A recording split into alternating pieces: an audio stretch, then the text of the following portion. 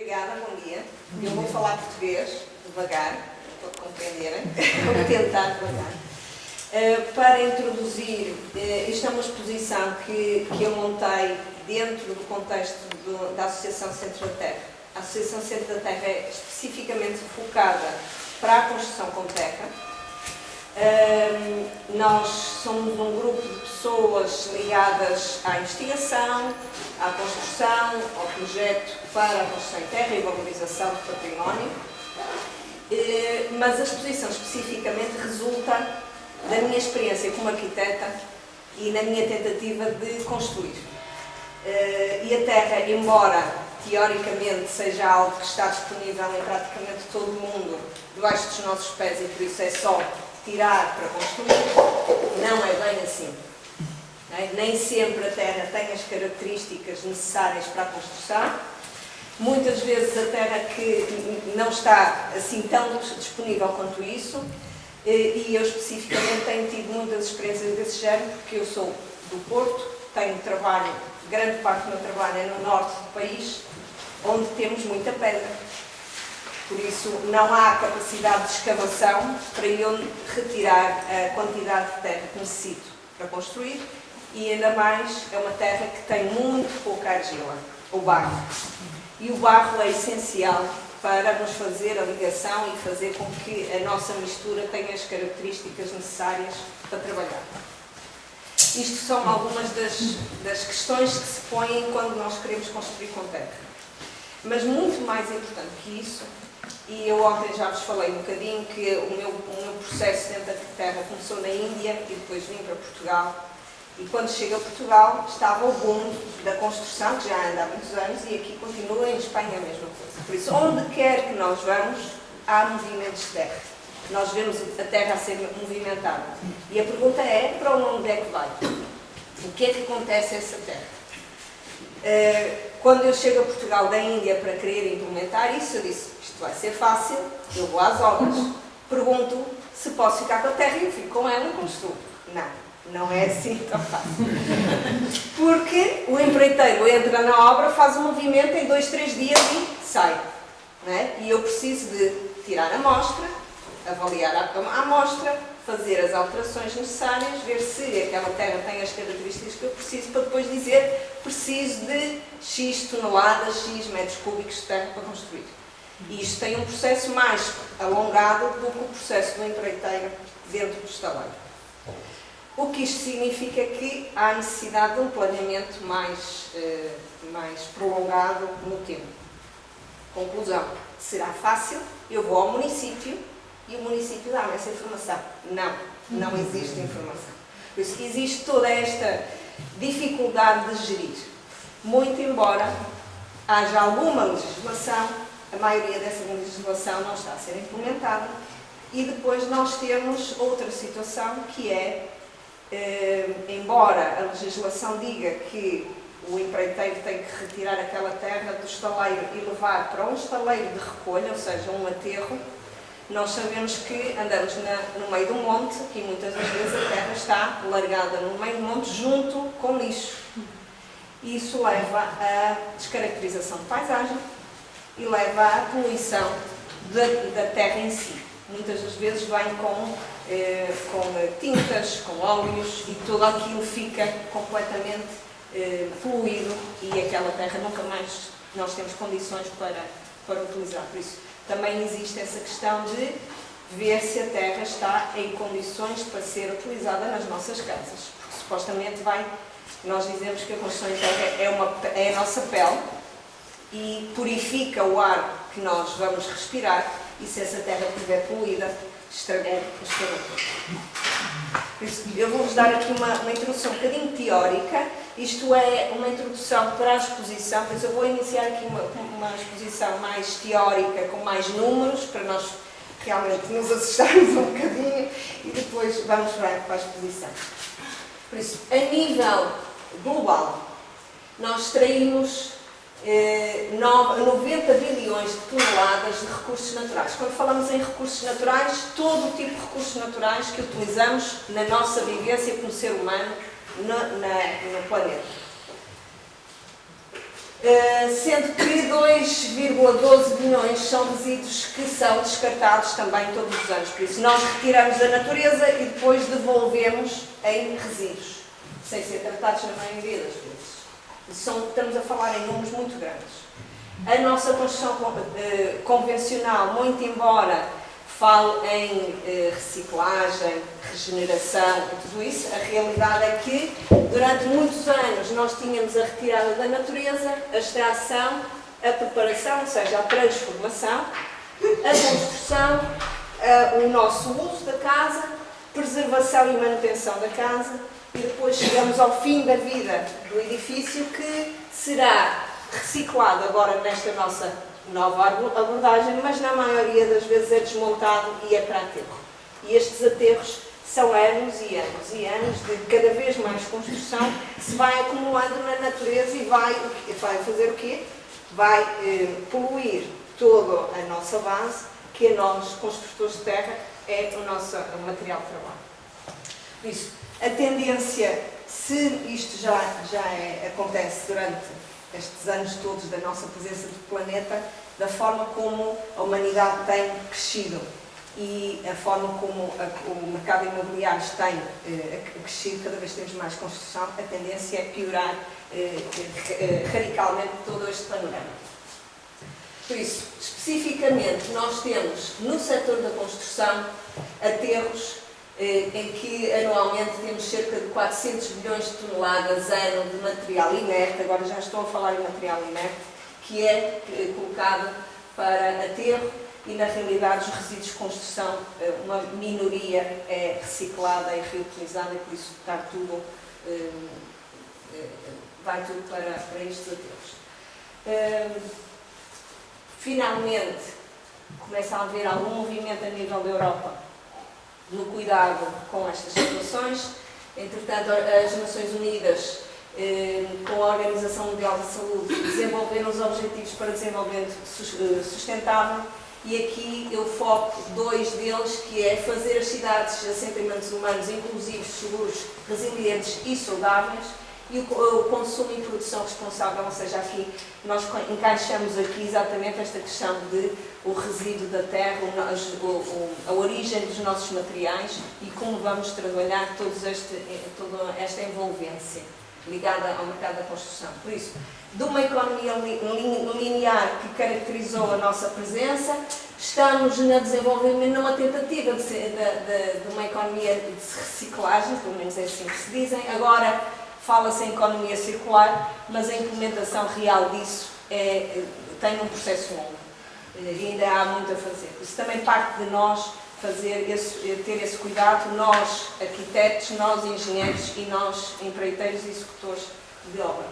Por isso, simplificar a construção, ou seja, retirar o material, saber fazer, saber utilizar, em vez de deitar fora, saber reutilizar e aplicar novamente e fazer realmente isto uma economia circular e um processo circular.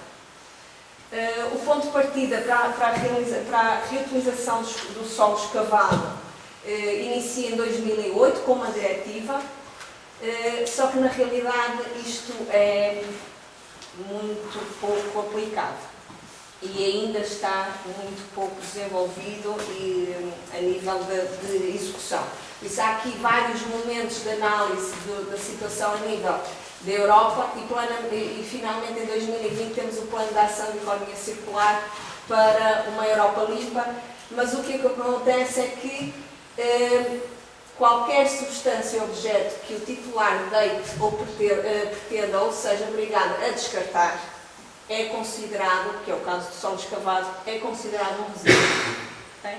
Por isso o solo escavado continua a ser considerado um resíduo e por isso o destino é estaleiro e aterro. Por isso, como é que isso é pensado? Isto é Portugal e eu acredito que aconteça aqui em Espanha da mesma forma. Por isso, ou a terra é utilizada no local para alteração de paisagem, ou então para fora do local, o que acontece é que supostamente deveria ser para obras sujeitas a licenciamento e notificação prévia dos órgãos competentes, para uma área de recuperação ambiental, ou seja, Em Portugal nós temos apenas dois aterros que fazem a reciclagem de material de construção. Só dois, com competências para isso.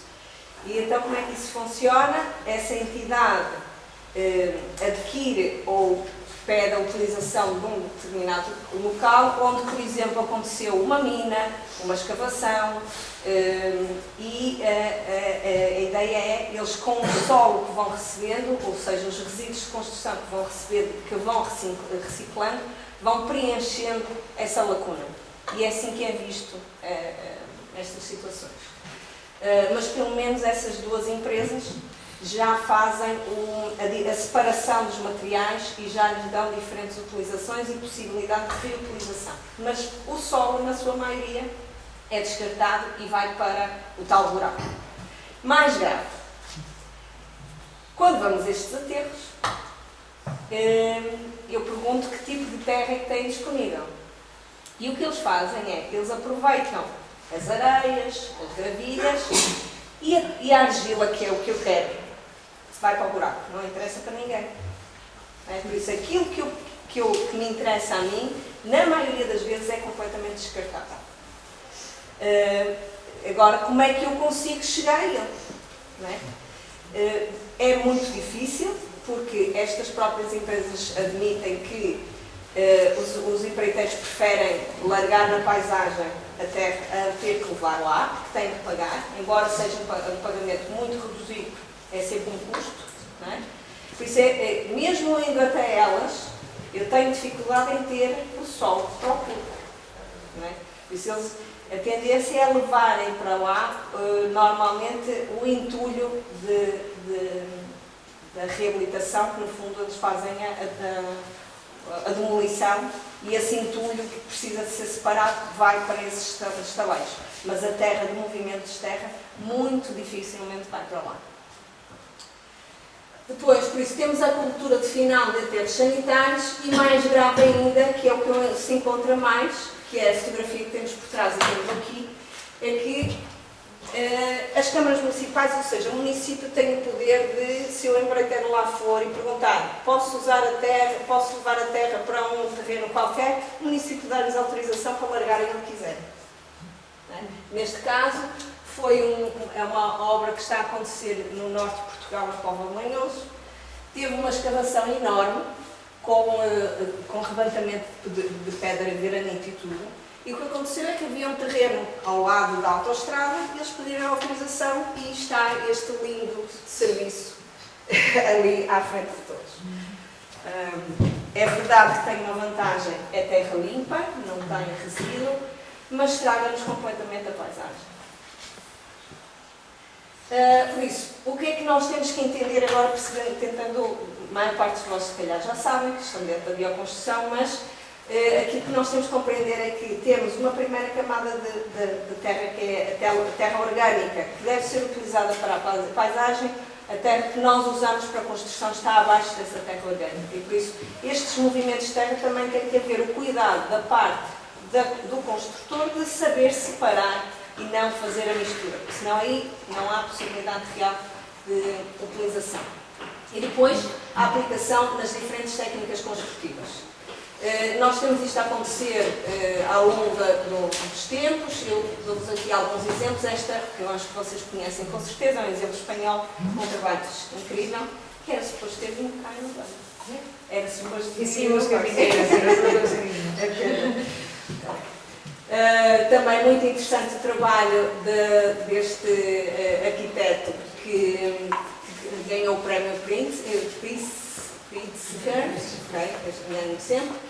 Aqui, especificamente, ele trabalha exatamente na reutilização de materiais de demolição, por isso, esta obra especificamente a utilização das madeiras, a terra para a taipa e depois as telhas e tijolos de construções antigas. Ele faz coisas incríveis, muito bom, vale a pena ver o trabalho deste arquiteto.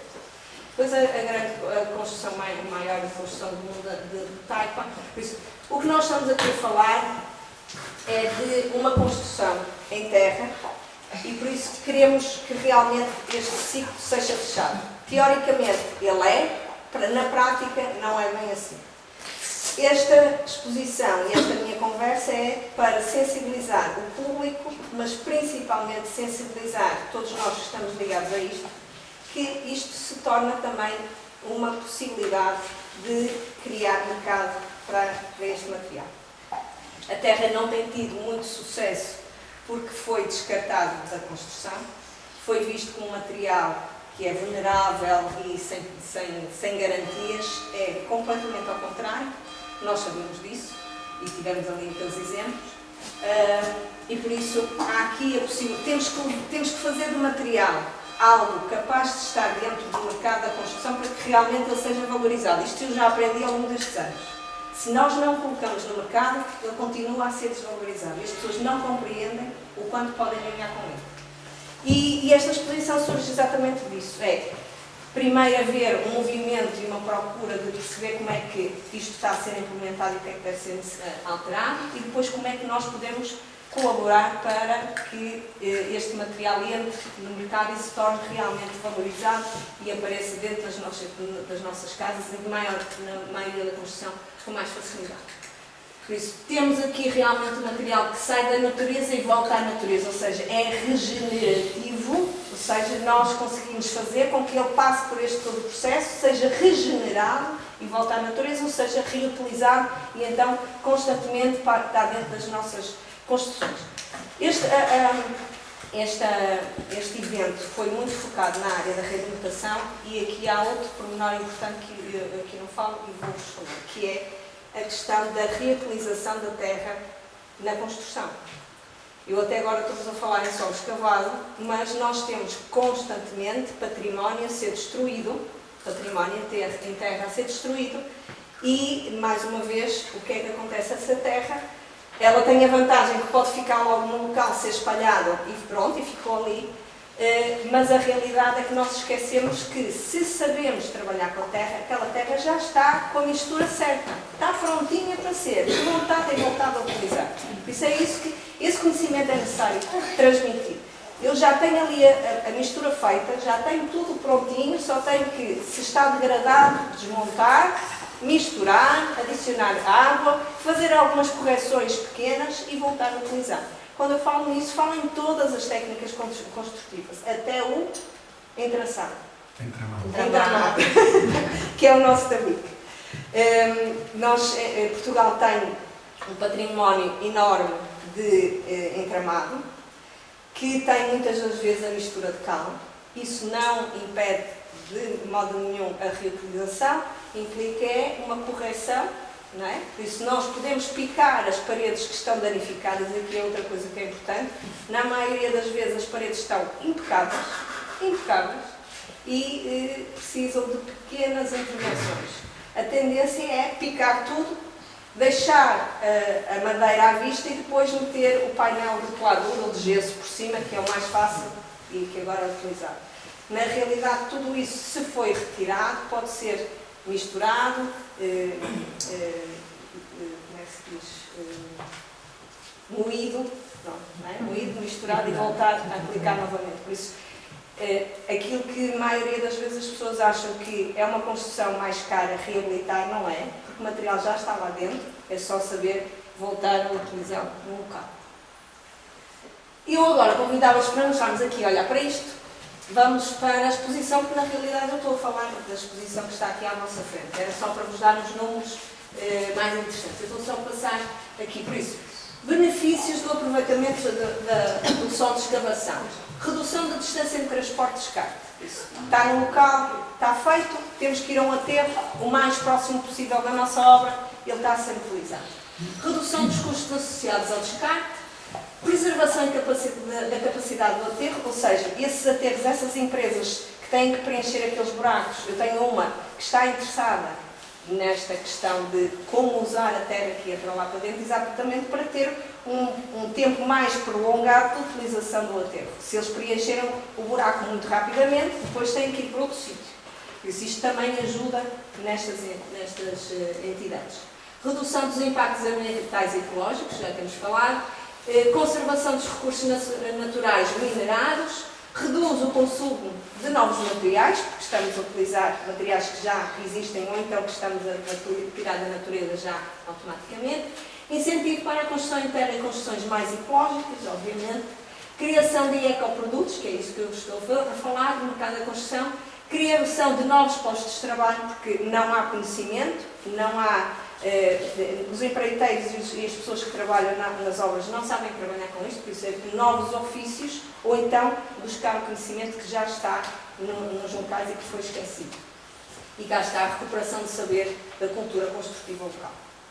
Pronto, por isso, só vos vou dar aqui um número mais uma vez, que também está ali na exposição. Em Portugal, em 2017, nós tivemos 333 mil toneladas de movimentos de solo, que não contaminado, que é outra coisa que é importante. Na realidade, não foram utilizadas 56 mil toneladas. E agora uma continha. Se nós formos utilizar na técnica da taipa, que é a terra compactada, em média, isto é assim muito por alto, eu consigo produzir 22 metros cúbicos de taipa, com aquela terra que não foi usada em 2017. Se eu tivesse aplicado isso na construção, eu tinha produzido 22 mil metros cúbicos de terra. O que é que isso significa? Se eu fosse construir casas térreas com 3 metros de pé direito e 60 centímetros de espessura de parede, que é o tradicional, eu tinha construído 12 mil metros de parede. Agora transportem isso. Vamos ver quantas construções em tijolo e betão que foram construídas em 2017 e podia ter feito com esta terra.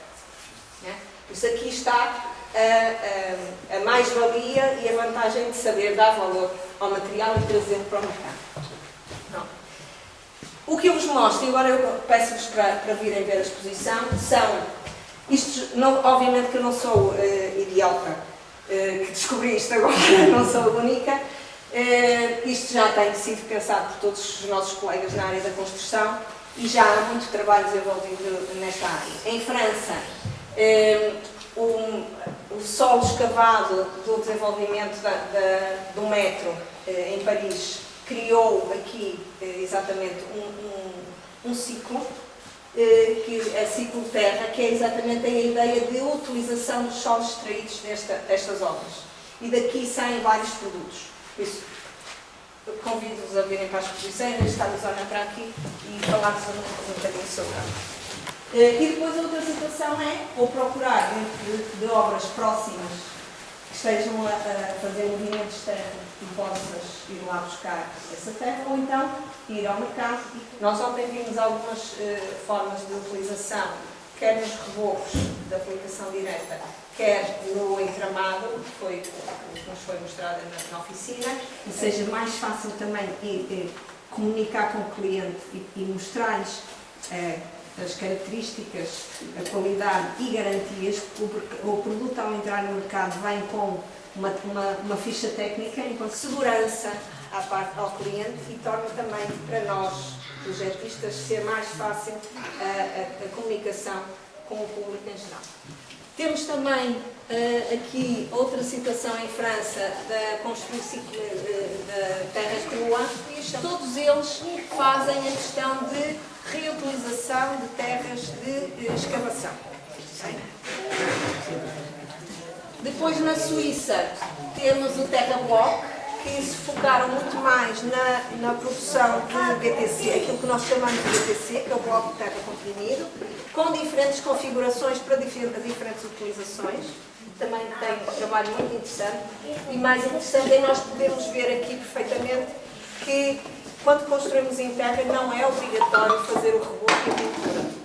Por isso, a grande vantagem da construção em terra e também da evolução das técnicas construtivas é que nós podemos reduzir substancialmente o trabalho em obra e a quantidade de material envolvido. Por isso, é uma imagem diferente que vou ter na parede, deixa de ser a parede lisa pintadinha e passa a ter uma parede em que vejo perfeitamente os blocos ou o painel de tabique, de taipa ou o que quer que seja. Por isso, dá-nos também outra expressão à arquitetura e aos ambientes. Temos depois a taipa, E depois também eles têm aqui, ou seja, o que é que eles estão a fazer? Eles vão buscar terra de escavações, em estaleiro fazem as misturas, ou seja, já preparam o produto para depois a utilização nas diferentes técnicas. Ou seja, nós conseguimos chegar à ABC e adquirir ou os BTC já prontos, ou então comprar terra já preparada para a execução da técnica da taipa. Por isso, finalmente, o que eu falo é exatamente de criar uma rede. Isto é uma das possibilidades, entre muitas outras. Mas uma das possibilidades é exatamente para podermos ultrapassar as dificuldades que a lei não nos permite resolver, ou para já, pelo menos a nível dos diferentes intervenientes, fazer estas redes para trabalharmos em conjunto e tornarmos a terra realmente valorizada e um produto que cada vez mais está dentro da nossa construção e tornar dessa forma a nossa construção ecológica com o menor impacto ambiental possível.